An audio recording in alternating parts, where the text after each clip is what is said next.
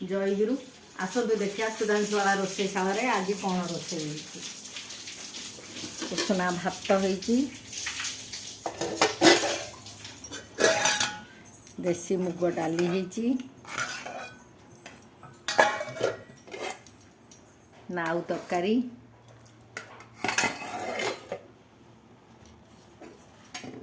पालंग शाग सारू आलू बड़ी तरकारी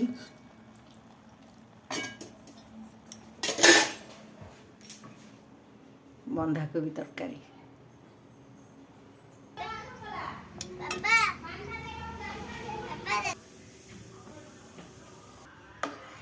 चिकेन कषा होती बिरयानी हम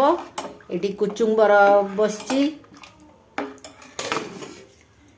अंडा तड़का करचंती